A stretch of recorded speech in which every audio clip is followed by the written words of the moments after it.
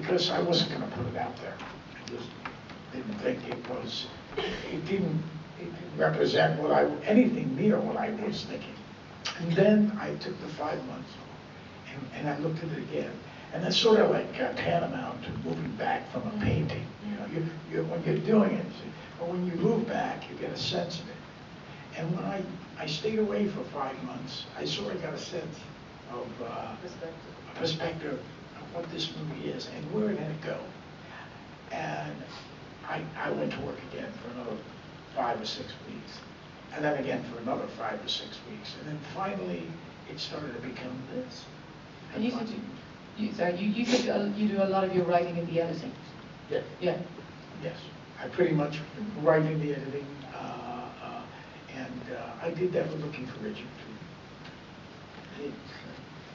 It's the only way I don't know how to write otherwise. That's the only way I can write is to.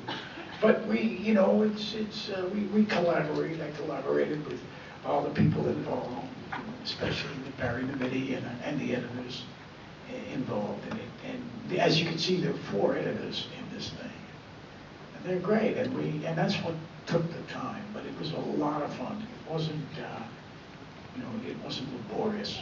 It was always interesting because things were always. We had one section of the movie at one time where we went to Las Vegas. And we thought maybe we could do Salome in Las Vegas. And there was this. Well, what it was is I was looking for a place where we could do it because Barry Nemedy, the producer, had found a couple of places. I don't remember the name of this one, but it certainly was a place where Tom Jones was performing that night. And then I got on the piano and started singing. And we were thinking of doing Salome in Vegas. How interesting would that have been? I think we'd have to do it in costume there. But it didn't work out. But there were sections throughout the movie that were there. And it's a question you're always trying to find a balance to keep it going because it's a specific kind of movie. At its heart, this is an experiment. And that's what I think I got into this thing of making my own little films. I call them little films because on the big stage where you have to deliver and you have a steady diet of that for years and years and years, it starts to drag you a little bit. You want to go into areas, explore areas, take chances in a way. And with some of these big budgets, it's very hard to do that. I had no interest in making those movies except acting in them. But in my own little, editing room with my friends doing this became a lot of fun, especially when I first started. I liked it a great deal because it taught me a lot about filmmaking that I never was formally trained. I never went to a film school. But I worked with people. I worked with great filmmakers, yeah. But you get so absorbed in your own thing, especially when you're the kind of actor I am. I mean, it's all acting, The directors and what they're doing doesn't matter. It's just what I'm doing that counts. and so, but after I made a couple of films, I'm out there all the time. I'm going to director's chair. Hey, you want to sit here? Can I get you a coffee?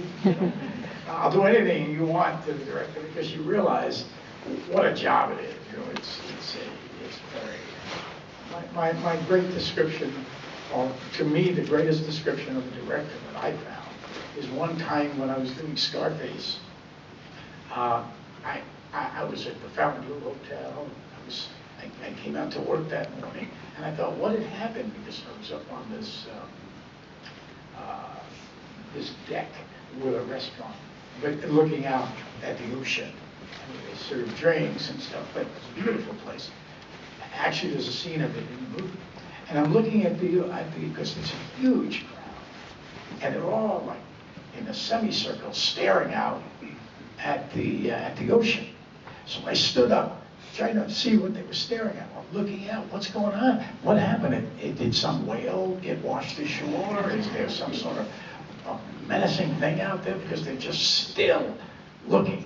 And finally I got on the top table, and I looked out, and it was Brian De Palma they were looking at. And he was walking around like this.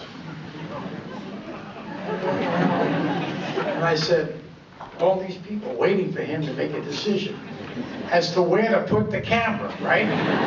Where do you put the camera? And I thought, that's directing. That's what I don't want to do. I thought, whoa. And and making my own film, and my first one, little film, I really learned what it was, putting a film together, what goes into it, what a crew does, what editors do, what a director does. I said to you earlier, but I read a great line after you did Looking for Richard, and it said you were never going to make one of these freewheeling films again. Yeah. It was way too much pressure. Can I say it again? It is hard. Anyone who makes documentaries would know, most documentaries take this kind of time because, but I don't know what to put this under, what heading you put it under, and it's a hybrid. It's Pacino picture. It's a Pacino film.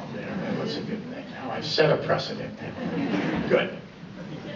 The reason I bring that up is that one of my favorite scenes is near the end when it all gets a bit too much. Yeah. And you were telling me earlier about that's a very condensed version of it. It's a condensed version. Because I thought, wow, this is impossible to do. On top of not being able to communicate the thing to the audience, I can't get this film done, I mean, I'm doing this thing in 5 days or 4 or 5 days. It's crazy. I just jumped the gun. I shouldn't have gone then. I should have done like Estelle said, wait till the fucking play is over and just go do it.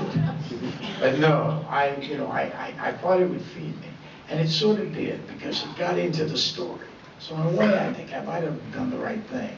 But I flipped out one time, and I didn't know what the hell I was flipping out for. I think, here's really something that's crazy. As I was in the scene, and I wasn't getting enough coverage. I'm the actor in the scene, and I'm not getting enough coverage. The cameras are on everybody else, and I'm upset. But I'm the director, you understand? So if I want coverage, all I got to do is cover me with the cameras, right? I couldn't get myself to do it. And I was having this bizarre tantrum. It had nothing to do with anything other than I was embarrassed by the fact that I had to tell the cameraman to shoot me. I was embarrassed by it. It's a little weird.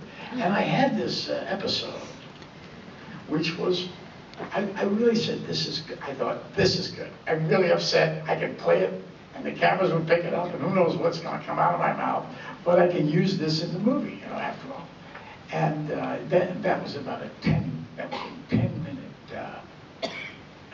tirade I had about everything, about the world, about things I don't know. Or somebody once said to me, I just was saying, this isn't CNN. I don't know why I got on CNN. Jessica Chastain was next door with her dogs, and everybody was running. And well, apparently that was a little bit of it. I buried a video. Yeah, I think he was elaborating a little bit and embellishing it. Although I was freaking out, but I thought it was good for the movie, So that's just those little acting secrets. But Jessica Chastain, as you know, is now, I think she's got about 5 awards. She's going to win about 5 Oscars in one. She's everywhere, and she's phenomenal. She is a real, you've seen her in anything. I don't know if you've seen her in any American movies that are coming, The Help, things like it's that. okay how they did all come here. I'm not in outer space. No, you're in South Bronx, I think. South Bronx. Well, I feel so welcome here. I feel so close to everybody. It's like when I go back to the Bronx. It's a whole neighborhood. And people who know me. And I guess you do get to know somebody through many, many years of seeing them on screen. I see that is true. Will we bring them in? They've been very patient, and this festival is all about audiences, so we want to get some questions. Michael, you get a mic here? Person's going to run the whole way down now. Just put your hands in the air, we'll get to you, don't worry.